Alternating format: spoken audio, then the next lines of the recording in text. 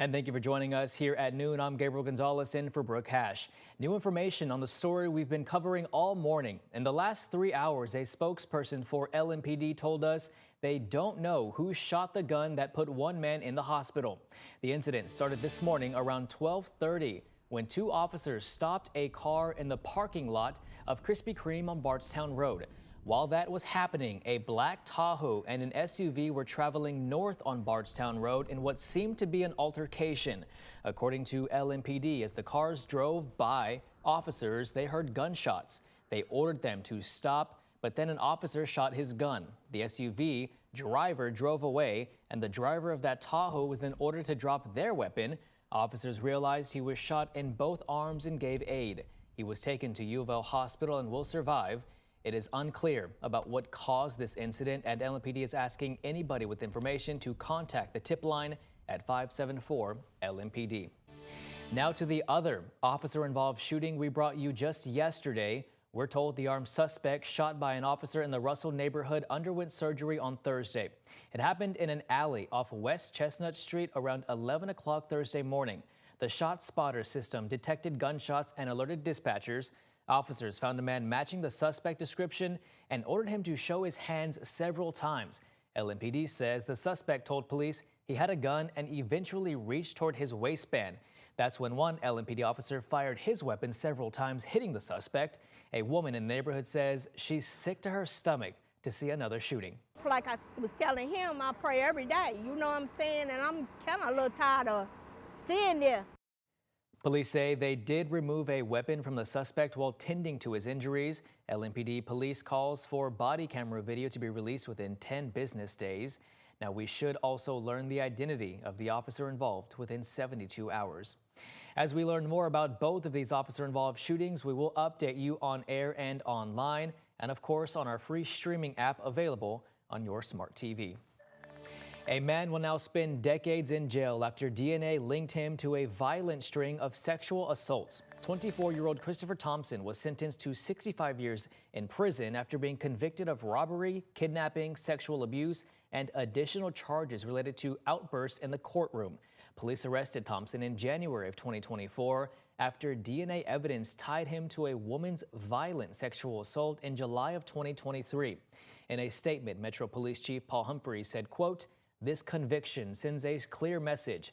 Violent crimes will not be tolerated in our community," end quote.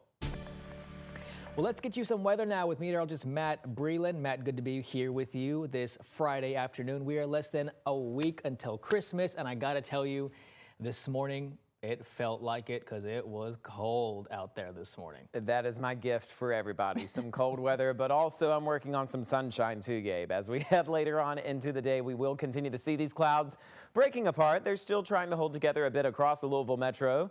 And this view is brought to us by Shriners Children's Hospital and also First Saving Bank. Still expected to stay a little cloudy throughout the next upcoming hour, but I do believe we will see some of those clear skies head our direction just as we head later on into our afternoon. Right now, those temperatures still ranging very close to freezing for us. Some of us at freezing here in downtown and Linden. Over in southern Indiana, those temperatures in between the upper 20s and the lower 30s. Mid-30s more for folks near Lebanon, Campbellsville, and near Hodgenville.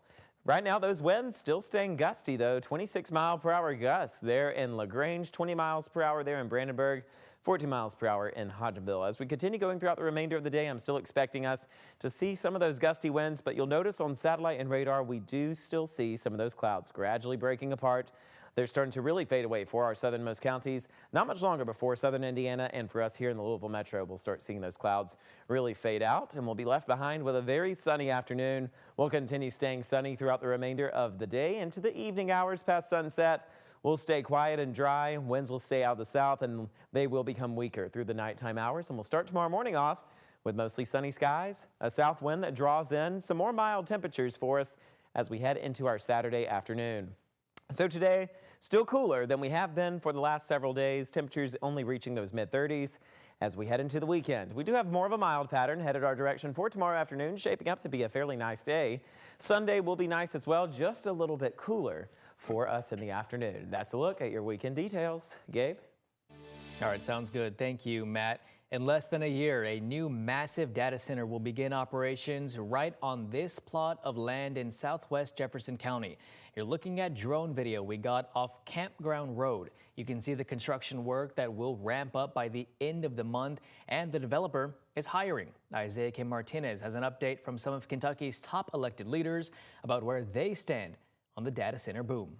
On a rainy December morning, a skid steer moves through the dirt at the site of what will be Kentucky's highest power data center to date, right near Louisville's Rubbertown neighborhood, set to power future AI and cloud services. If we're not in the AI competition, it's either China or it's us. And if we get behind China, we'll never catch up with China. Kentucky Senate President Robert Stivers admits AI is scary to him, but he says America and Kentucky must adapt to stay ahead. So we're going to have to figure out a way to have a massive infusion of energy into this nation. Kentucky lawmakers are expected to focus heavily on data center infrastructure in this coming legislative session, with many in Republican leadership hoping to further incentivize more data centers to come to the Bluegrass state. I asked Governor Andy Beshear about the issue. Data centers and AI are going to be a part of our American future. We can't deny that. We need to make sure that we have appropriate regulations in place. It comes as cities across the state are grappling with where to draw the line, as communities voice concern over environmental impacts and ultimately how the increased demand for energy will impact their bills. So far, we've seen Oldham and Meade counties successfully block huge data centers from being built on farmland. They cannot move the costs of electricity to our families in the surrounding communities. If it will raise people's rates to get the data center here, I don't support that specific data center. In the past, LG&E has said it can provide the power needed for the Campground Road data center with its current grid. The first part of the campus is expected to open in the final months of 2026. Isaiah Kim Martinez, WHAS11 on your side.